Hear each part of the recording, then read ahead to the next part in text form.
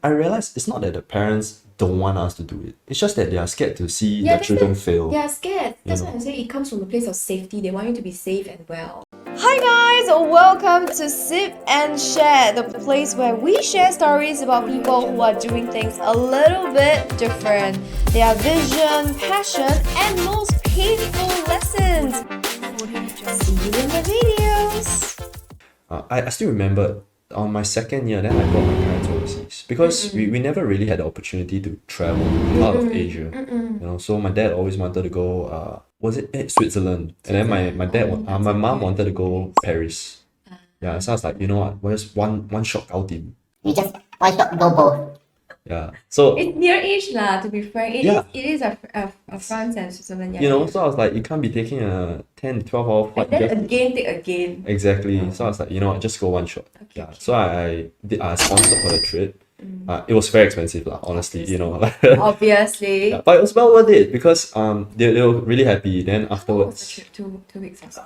2 weeks plus Yeah, about there. Yeah, around okay. there. I thought that was enough, Yeah. Have you to know. be And that around was there. our very first trip together as a family. Oh my Yeah. God. Then I thought it was amazing. Yeah. Then afterwards, I still remember during Chinese New Year, I was asking my mom, say like, hey, maybe I should go back to study uni. You know. Then she said, 随便你。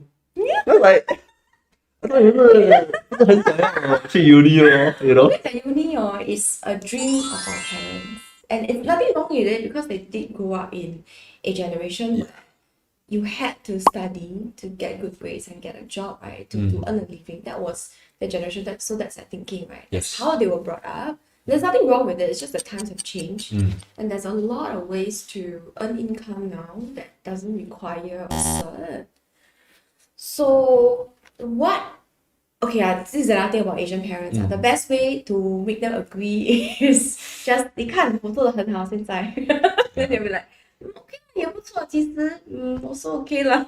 You know, and actually one thing I want to add is that like I realize it's not that the parents don't want us to do it. It's just that they are scared to see their that's children it. fail. They are scared. That's know. why I'm saying it comes from a place of safety. They want you to be safe and well. Yeah, It's not like they hate you or what, Yeah. right? Okay, so this is a question that I love to ask, especially when it comes to insurance agents. Okay. But thankfully he's also insurance, right? As they plan. Yes. Okay. Wow. What is the biggest misconception people have about your career? Maybe I should ask you. What do you think? Yeah, my sister is one. Is it? Oh, then that's There's perfect. so many Yeah. people who do insurance on my show. Not because I'm trying to sell insurance here, people, please. It's just that it's what I like is, like you say, it takes a lot of courage. Yeah. Because you're doing something that is different from everybody else. The moment you do something that's different from everybody else, it requires courage. Yeah, it's true. Yeah. So what is the biggest misconception that the people have about when you say AI in the insurance industry? I think the biggest misconception, it's not so much of the stigma. You know, it's the fact that some people feel, oh, you don't know what to do with your life. That's why you become an insurance. I feel like quite a bit of people. Really? Okay, maybe not our generation. Maybe perhaps the older generation. ones, Because back then, maybe that business was like for people who couldn't study. You know. Yeah. They grow in different times. Yeah. So their conception, their idea of stuff can be different. Correct. Also. So to speak to the elderly, especially our parents or our relatives, right? And what are you doing? Then you know, I'm in the insurance business or 保险. If you why you don't study? You know, all this kind of thing. Yeah, correct. So I would say that that being the biggest misconception, because to enter this business, you really need to know what you want in life. Because And you need to study also what?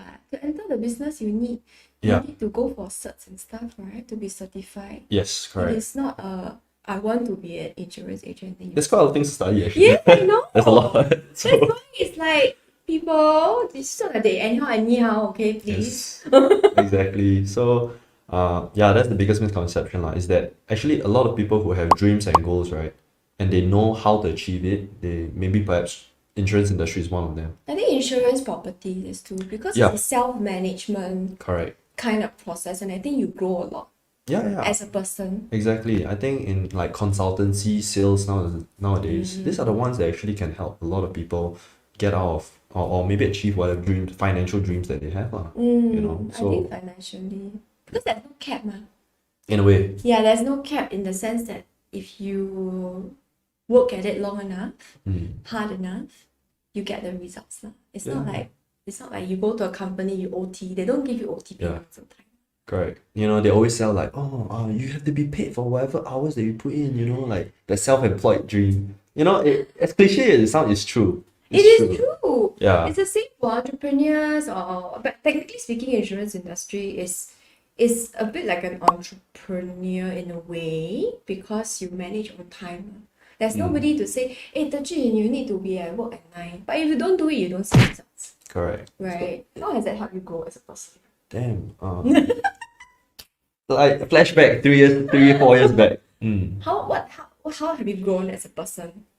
Oh, a lot. Really, really a lot. I think I can't even. Memorable. Yeah, I can't even begin to explain how I was back then. Yeah, because back then when 无 you 头 know. 苍蝇吗? Okay, translation, Yeah. that's fine, okay.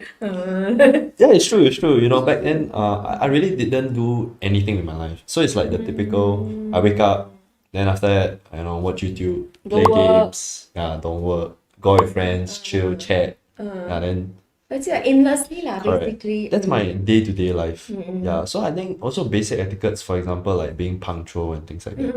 Yeah, then it's okay lah, late, then I'll just tell my friend, hey, late 30 minutes, 1 hour late, or things like that. 1 hour 吃大饼。 You know, I think it's quite normal nowadays. Yeah, but then when it comes down to like maybe perhaps you meeting a client, you can't like, hey, sorry, can I just be 1 hour late? Things like that. So I mean I had that experience in my first year because like old habits die hard. You know what I mean? You needed time to build in the new habit. Correct. basically. Yeah. So this job really taught me the hard way that like, you know, whatever you were previously, you can't bring it into this business, especially when a business that requires you to be client facing. Also be disciplined. Yes, correct. So to sum it up, yeah, to be disciplined. Like, Disciplined and consistent. yes, consistent is really key. Key, right? Yeah. Consistency is a key for a lot of things, especially if you want to do well. You just need to keep at it. Correct. You know, I think for those who are maybe studying and things like that, then they're doing really well. I'm pretty sure they're really consistent with how they study and things like that. Yeah, there's a system, they have certain set timings and then things like that. Exactly. It's just how you implement it into your life. Yeah. And I think that's what changed the most for me, in terms of setting up daily habits. Yeah, good habits. Of course, good habits. Only with good habits that you can replace the not so good ones. Correct. Those that are not serving you. Yes. Treat that way. So I thought about and what was is your proudest moment?